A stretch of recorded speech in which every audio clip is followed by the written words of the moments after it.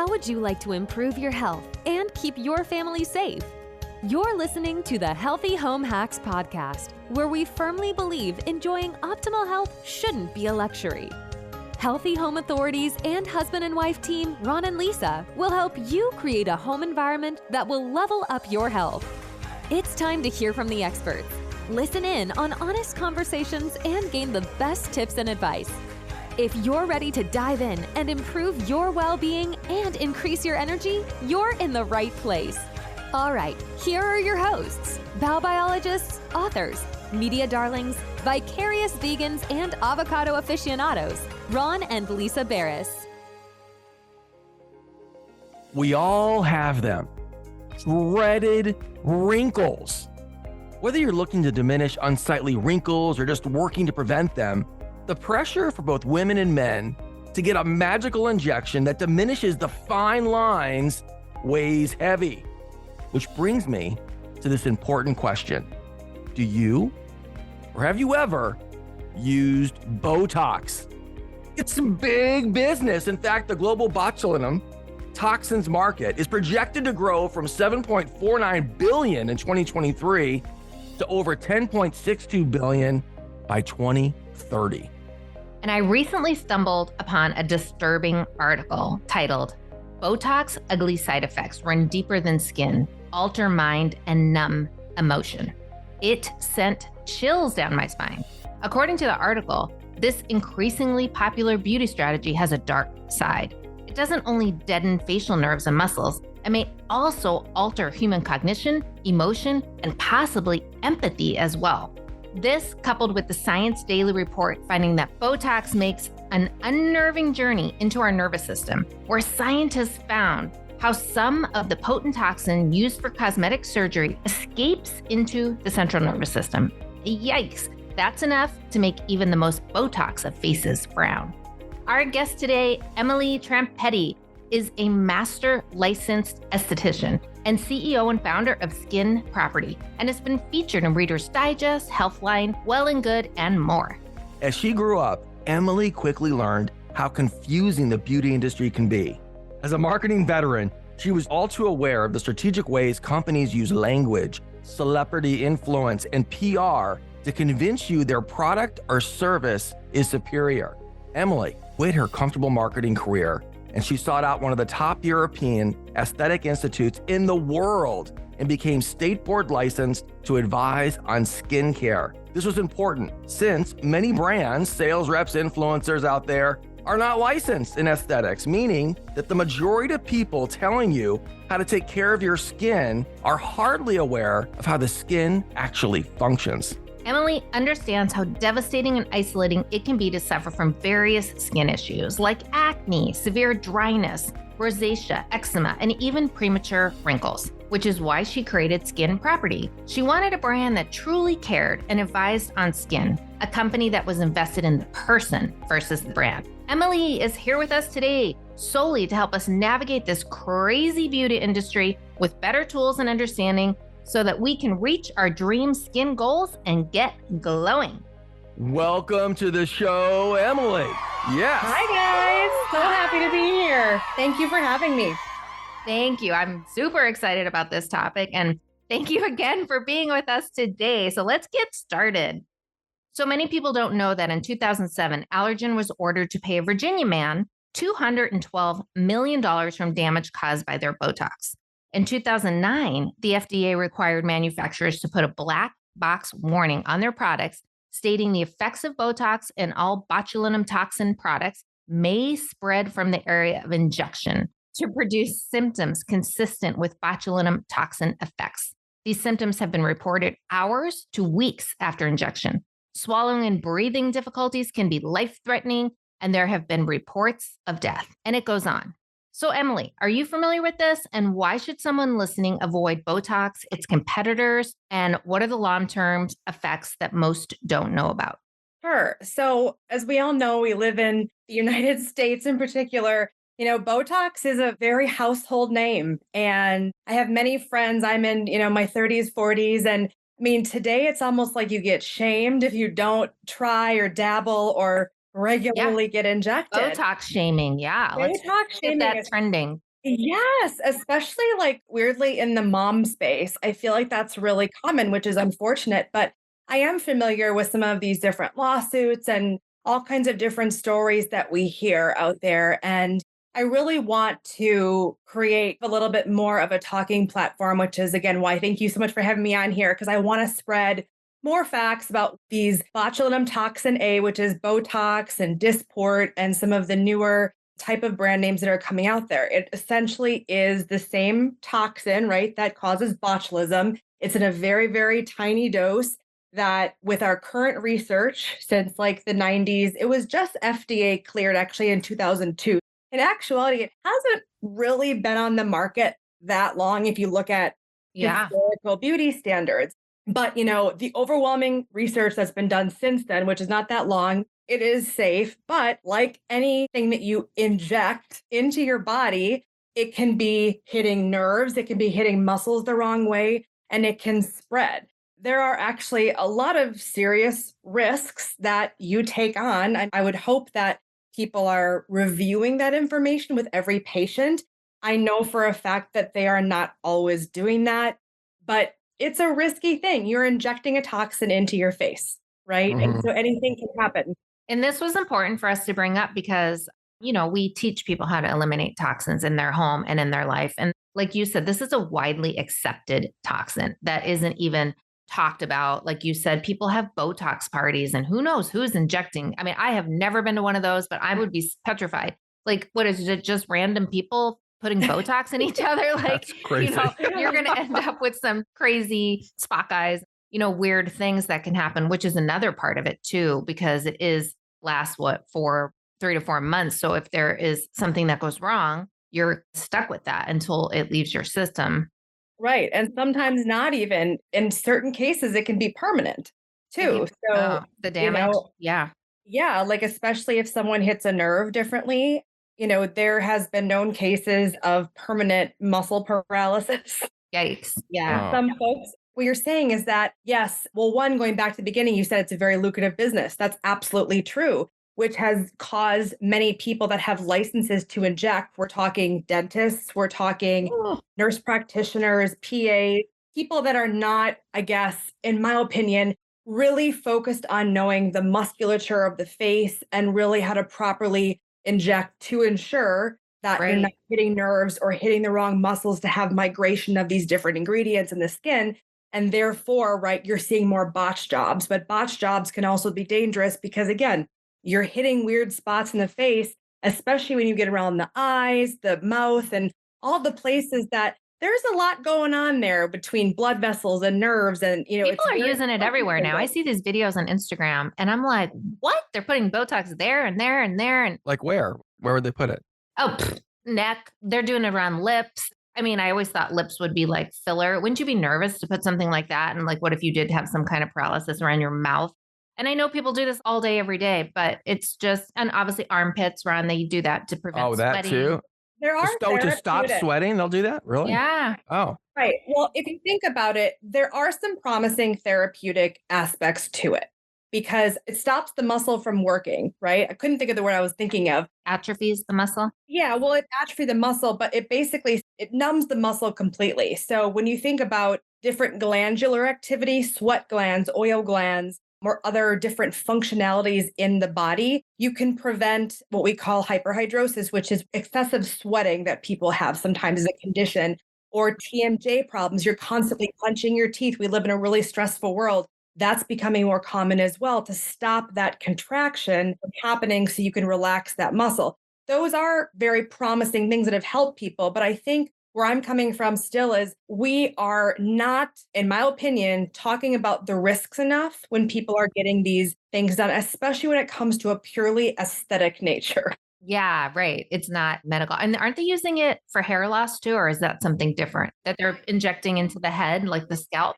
There's many different research studies going on, data collection of different ways we can use some of these various chemicals and just like the botulinum toxin A, fillers as well for the neck, all that stuff. We have a lot of research of creating micro injuries, if you will, or controlled injuries to enhance the growth factors of the skin and hair follicles to help stimulate them more. So that's kind of where that research is going. Gotcha. As far as like the Botox stuff goes, I also think it's ironic that, a lot of the clients I work with are always coming to me and saying, "Oh, are your products clean?" And, all of this stuff, which can get me started about the clean beauty industry. Yeah, but that's a whole nother show. But these are the same people that are just totally injecting without question. That's why I was laughing earlier. I knew where you're going with that. Yeah, for Right. sure. Yeah. That's so funny. Yeah. Oh God, we see that all the time. They'll be super, super, super particular about something being organic and then go eat like a burger and fries and a Diet Coke, or something like that. I mean, there's a lot of that. And we're not saying be perfect in every area. Impossible. There's so much exposures. And, the show is always about do the best you can. And we're just shedding light on this topic that doesn't get enough conversation, like you said, and making sure that people are aware before they go out and just, and I really feel bad for the younger girls doing this so early because like you said, if it's only been around since 2002, like what about the long-term effect? Is there potential for something that we don't know? Look at breast implants. We didn't have a lot of information about that. And now it's coming out that it's causing all kinds of various health problems. Yeah. And Breast implant illness. Yes. Yeah, totally. And so I think there's a resounding, we don't know. We don't know. Out there. Yeah. And there's a lot of I think that the part that I don't care for is the pushing of it, especially even from dermatologists. When you get down to what Botox is, it's just going to stop the muscle from functioning. It does not prevent like skin degradation from a health perspective. It does nothing to prevent aging. I think that's like always the message of, to your point with the younger crowd, I'm going to come and prevent my wrinkles. Okay, you might prevent expression lines very temporarily for 3 to 4 months, like you said, but you're atrophying your muscles at the same time, which is not good for long-term facial structure. I mean, actually, if you continue on Botox regularly and religiously for like 8, 10, 15 years, whatever, I've known a few people that have had so severe of drooping from all the atrophy that they've chosen to get facelifts or other invasive procedures because, again, you're just atrophying the muscle. But what we aren't doing, and even when I worked at a dermatology office for a little bit, we'd have people come in their 20s and be like, I just want Botox. What alarmed me was not so much of like that they were doing it, which kind of did, but the dermatologist didn't say, okay, well, what are you currently using on your skin? Yeah, exactly. What's your current regimen? Are you wearing sunscreen? Are you, out in the sun a lot? There wasn't education around the actual physiology and histology of the skin that really would be more probably important for long-term skincare strategies. Yeah. What is the youngest you've ever seen anyone come in to get Botox? Teens, I'm guessing. Well, I've had teens ask for it because you can't get it unless you're over 18. Oh, you can't. Okay. I didn't know that. No, you have to have an adult guardian sign off or approval. Oh, but the parent could. The parent could say, sure, my 16-year-old could have it.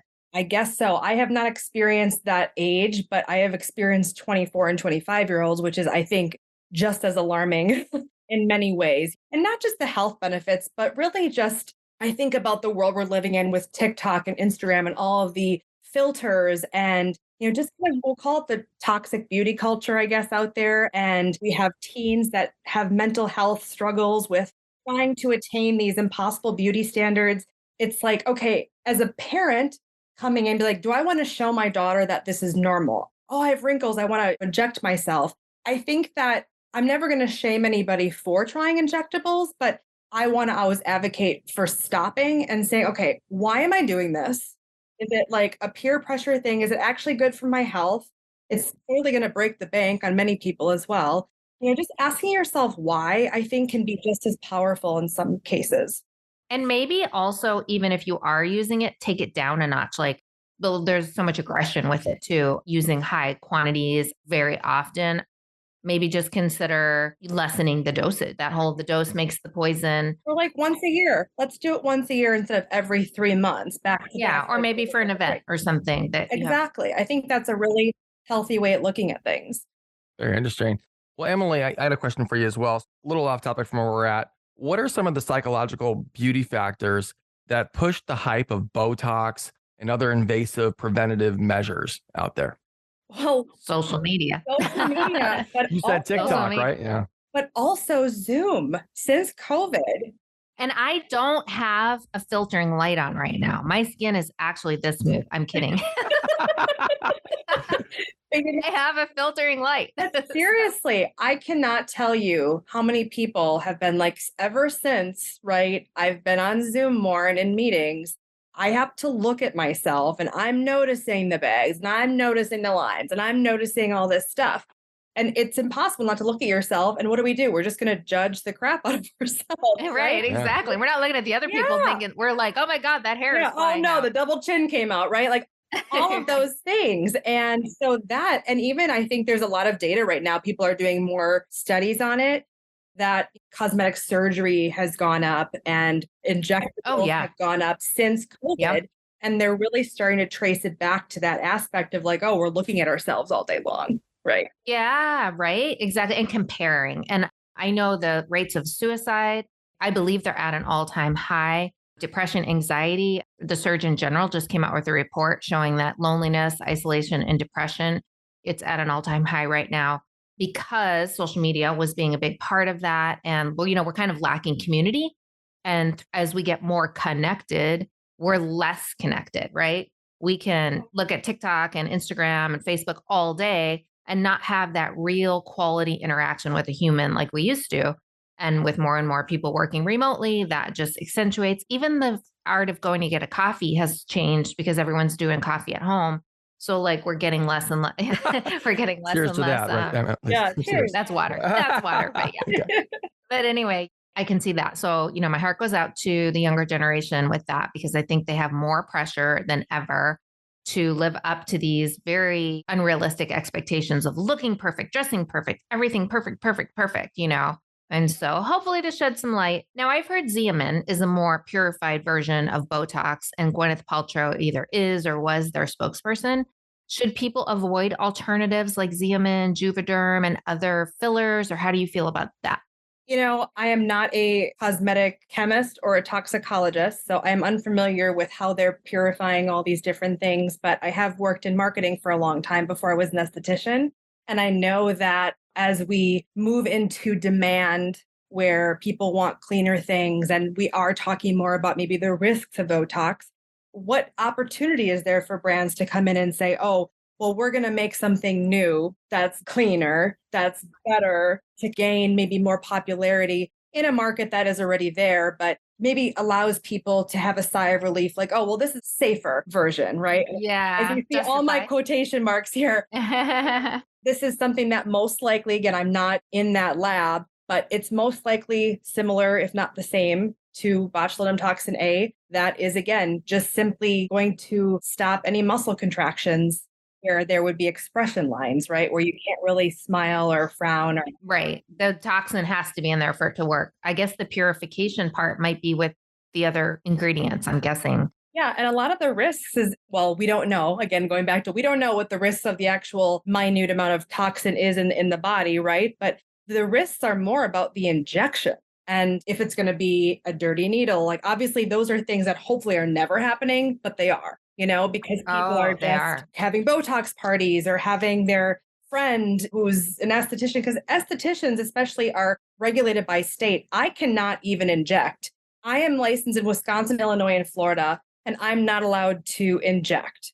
Okay. You have to be a nurse at a minimum? You have to be a nurse practitioner or an MD to inject. But that's not what's happening, right? That's not stopping people from ordering Botox off of the internet from Mexico and having parties. So that is a very common thing. And we need to just make sure that if we do choose to get injected, I always say, please go to a dermatologist who at least knows and has studied the facial structures, who should, again, I'm quoting, should know exactly where and how to inject safely and properly to avoid the most risk possible for those hematomas, those nerve, misinjections, we'll call them, and from it migrating. The other thing is when you get injected, it's kind of annoying. You can't really, you can't lay down for 8 hours or something. Like you can't move. You don't want to move. So you can't work out. You can't make a lot of facial expressions. You kind of have to go home and lay low for a while, right? So there's also just those annoying things like, why am I doing this? This is really annoying. Yeah. Well, I had an interesting thing. I don't know if you had read that article that I mentioned at the top of the show. I'm going to put it in the show notes. Yeah, It please do. had, I haven't read that one.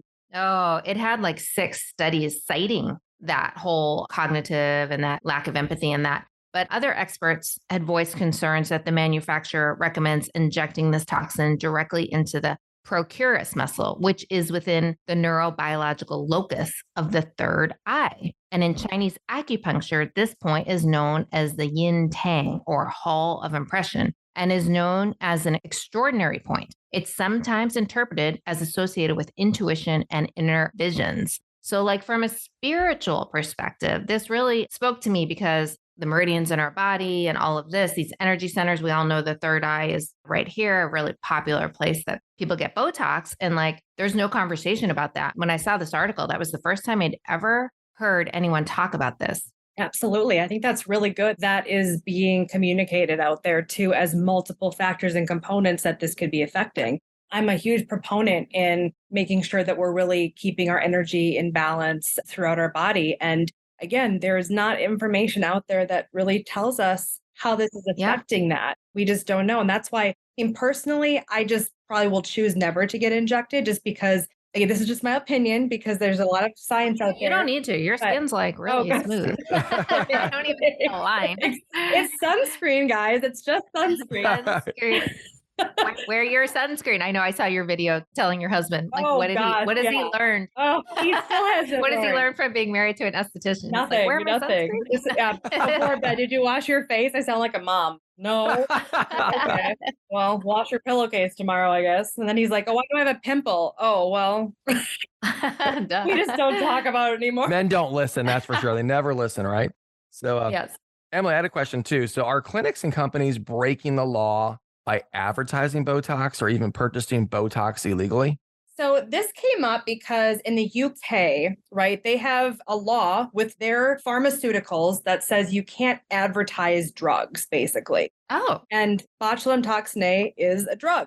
And it is a pharmaceutical that people are using. And so they got in trouble because they were advertising it. And really, you shouldn't be advertising drugs in that way. Right. Wait, but they can advertise drugs on tea. Advertise it in the way, and I'd have to go back and look at the actual article, but just the way the UK laws are set up, they're a little bit different from the US, but it's something just in the way they're messaging it. And the way they were messaging it, again, don't quote me here, but the gist of it was that they were kind of messaging it as a very accessible, like no risk type of situation. Yeah. Almost misleading, we'll maybe say. And so that government has kind of gotten on top of saying we really need to rein this in because we're not talking about the risks enough as it pertains to a drug with any risk out there. Right. And so obviously the US is a little bit different in that, but I think it was a good conversation to start from a global perspective because in my opinion, from what I'm seeing out there and my clients, Botox does seem to be like a vitamin status, right? Easily accessible, not really harmful. I don't care if I do it or not, kind of a thing. And we need to have more of a conversation about like, okay, why are we doing this? How is it is it dangerous to our society from the cultural beauty perspective? And also is it dangerous to us internally because there are many risks associated all the way down to, I think what you were saying, Lisa, about, could there be long-term empathy and like sympathetic, parasympathetic nerve type of risks down the road? We just don't know. We don't know. I mean, if it travels and now they have to state that it travels to the nervous system, that's scary. And I know we're talking about small amounts, but that's a scary thought. That to me is the biggest alarm. So Emily, what are some tips you can leave our listeners with that they should practice to age well with grace? Tell us, Emily. Give us all of the secrets. Yeah, exactly. Tell us. Well, the thing is, and why this is not very popular is it's just not very sexy. It is wearing your sunscreen daily. And it is obviously, we also live in a world that is getting increasingly polluted and increasingly the air quality, especially now, right, with the wildfires that we're experiencing. All of that really degrades our skin and it causes free radicals to accumulate in our body, which is to some believe is like the building blocks of disease, right, in the body, but just damages our cells long term. And so making sure that we're filling our skin with topical antioxidants as we are our body. Antioxidants, again, are those things that come in and basically balance out diseased cells in the body. We've heard about polyphenols, and basically every fruit and vegetable has a bunch of antioxidants in it. But topically, can't go wrong with any fruit or vegetable. They all have some kind of exactly. But topically, they can also really help to fight the free radicals that are damaging our collagen, our elastin, all the things that age us that we're usually worried about. Fine lines, wrinkles, sagging, loss of elasticity. Free radical damage is mainly the cause of it. And the main cause of free radical damage is sun damage. So we just want to make sure that we're living a balanced, healthy lifestyle, which I know you guys are all about, and wearing our sunscreen daily. If you're worried about making sure you're in the right formulations, because let's just be honest, the skincare industry is a jungle of misinformation and marketing, right? Yeah. I do recommend, seeking out an esthetician that you trust that will help you navigate those things. We're trained specifically in knowing kind of what ingredients and different formulation panels work with your particular skin and what you should be using. Well, that's a good question. How many different types of skins are there? Every skin is unique. Actually, when they did a study, there's not a lot of studies out there on the microbiome of the skin, but the ones that are out there show that every single skin is drastically different from like a microbiome standpoint. Wow. Like our own fingerprint, so to speak. Exactly. So that's why I always stress, like, don't listen to your neighbor that says, oh, I tried this skincare and it's great. It worked for me, right? It just doesn't work that way because our skin has different capabilities of producing oil, sweat, bacteria. We have different pore sizes. That's genetic. A lot of it is all genetic. So, it really, really depends. Yeah, that's a great point. I understand that every face is like a different fingerprint, but are there like 12 different generic types? You look at you like you're a type 10 or you're a type, does it go like that when you're reviewing the patient? Yeah. So a lot of time, like my procedure is a lot more personalized where I go into a very holistic viewpoint of someone's skin to make sure they're in the exact right stuff for their skin. But typically from like a textbook definition, we like to look at skin types based off of oil production. So that's why you see a lot on the market of like, this is for oily skin, this is for dry skin, because from a traditional, like more of a general standpoint, how much oil we produce can really have an impact on what conditions we develop. For example, more oily skin is more prone to acne because oil can get plugged easily in the pore. Plus, more oily skin has a tendency to overproliferate skin cells. Those also get clogged in there. So we can kind of generalize based off of oil type. But if you really want to find the right ingredients for your skin and really take care of it, you want to look at things a little bit more holistically than that. That goes for medical too. Yeah, exactly. Look at your body as a whole. Now, I don't think we actually answered the question on the fillers. How do you feel about those? Are there certain ones that people should avoid, run for the hills? Are some safe with the hyaluronic acid, those types? Most are hyaluronic acid. I mean, really, it's not too safe to be injecting things into the body because our body will reject most things that are in the body. Hence why Botox only lasts 3 to 4 months, because eventually it'll be like, this does not belong here. I'm going to flush this out through the lymph system and, call it a day. But with fillers, you're still dealing with botched jobs, right? You're still dealing with the risk of hitting nerves and different muscles that aren't meant to be hit. I'm not as familiar. Obviously, I'm not an injector. I've done a lot of my own studies on the topic, but I would say that it's kind of the same situation where you're injecting a foreign body into body and, for temporary effects. Filler lasts a lot longer than Botox does. So my concern more about the fillers is that it almost is connected from my experience to like a body dysmorphia type of situation where I'm seeing a lot of people get kind of addicted to it. Oh, yeah. Yeah. You see that here. Right. We're in Orange County. So yeah. We see it everywhere. Yeah, definitely. You guys. We see it everywhere. You walk around and you're like, was her face or his face supposed to look like that originally? But you don't see it, right? Because you're like the Catwoman. Remember Catwoman? Yes, totally. But that's how it goes, right? It's the same as body dysmorphia. We always are seeing something slightly different versus what others may be seeing us. And we're trying to keep up with the Joneses. I mean, especially when you're in LA and you're in California, I mean, there is nothing probably worse than not getting injectables when you're there, Yeah, the pressure's real, right? The pressure to look youthful and look great is real. And so what should people be paying attention to as they age and when? Like what age should they start really? We know we should wear sunscreen always, right? From the time. Yeah, totally. Okay.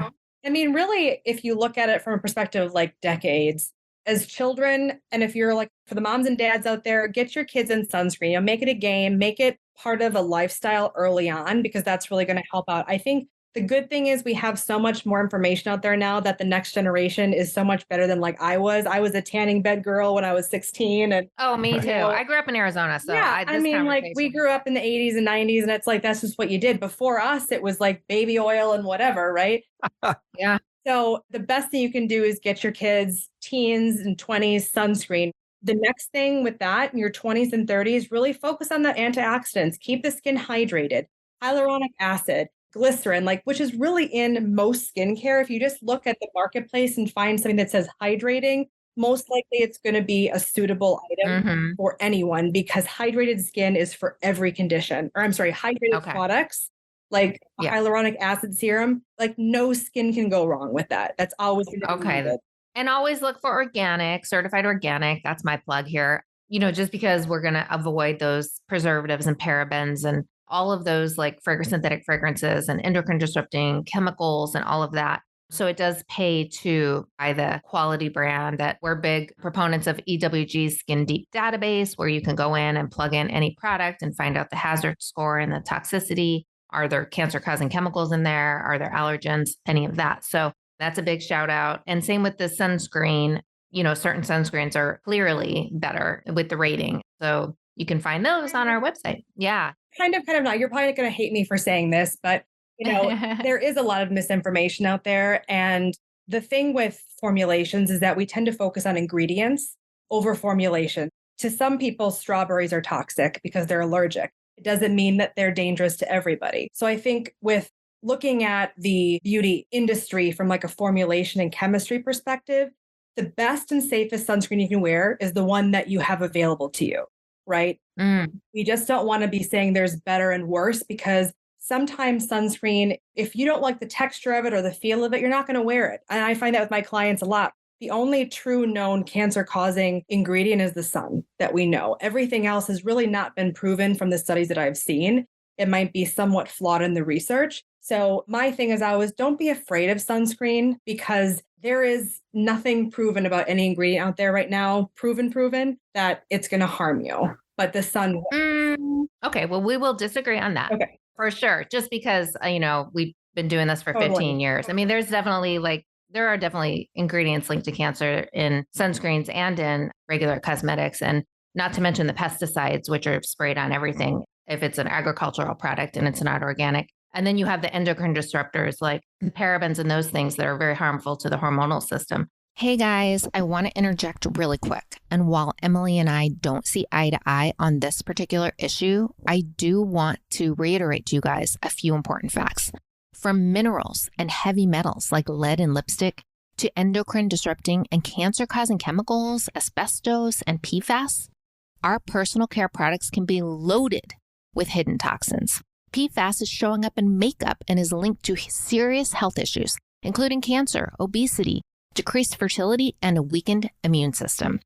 PFAS can be found in foundation, mascaras, and lip products, and even those products marketed as waterproof, sweatproof, or shimmery. According to Harvard Public Health, personal care products like cosmetics and shampoos don't have to be reviewed or approved by the FDA before they hit the market, nor do they have to include a full list of ingredients. Manufacturers can hide their specific formulas behind vague terms like fragrance or parfum or flavor. The average woman today applies 168 chemicals onto her body every day, many of which are hormone-disrupting chemicals. Just over a year ago, independent testing found hundreds of popular personal care items in the U.S. contaminated with benzene, a highly carcinogenic chemical, sometimes at levels considered life-threatening. Benzene was found in antiperspirants, shampoos, sunscreens, hand sanitizers, deodorant, dry shampoos, conditioners, body sprays, and antifungal treatments. There is no safe levels of benzene exposure because it's so toxic at very low levels. So guys, when using sunscreen, skip the chemical formulas and even those sprays and look for a mineral sunblock that's made with titanium dioxide or zinc oxide. Is there any tip that you'd like to leave listeners with, like the most important skincare ingredient they could be using right now, or vitamin C? You said hyaluronic acid. Is there anything? A coconut oil for moisturizer. Do you believe in that? Coconut oil, I'm not a huge fan of. Okay. It can be pretty clogging on the skin, especially if you're prone to acne or breakouts. I think there's a lot better ways of moisturizing the skin through humectants. Like I mentioned before, glycerins in a lot of products. It's one of the best humectants out there to attract water to the skin. Coconut oil is probably, if that's all you got, I would recommend if you have dry skin only. Yeah, it's very oily. I've used it for a sunburn in Hawaii and it did wonders, but it's like really oily. Very oily. Like you're going to get it all over your pillowcase. It's funny. I always thought of coconut oil because I remember it was either Cheech or Chong, the actor, claimed that his skin was so smooth into his older age because of coconut oil. Like his skin was really dry. Did he take it or did he put it on? Every night he said he put it on. So I remember going through a little phase of putting coconut oil on. But you're right, it is very thick and it can be a little messy. My skin is a little dry. Yeah, it can definitely get messy. Yeah, if you want your pillowcase clean, that's not the product for you. That's true. Friends, remember, age should not have its face lifted, but it should rather teach the world to admire wrinkles as the etchings of experience and the firm line of character. Head over, guys, to skinproperty.co to get a consultation with Emily and to learn more. We'll have the links in the show notes at ronalisa.com/podcast. Stay tuned for the next episode. Get ready to up-level your health. See you then. Bye. Thanks, Emily. Thank you. Thanks, Emily. Bye-bye. Thanks so much. I appreciate it, guys. Bye. This episode of the Healthy Home Hacks podcast has ended, but be sure to subscribe for more healthy living strategies and tactics to help you create the healthy home you've always dreamed of. And don't forget to rate and review so we can continue to bring you the best content. See you on the next episode.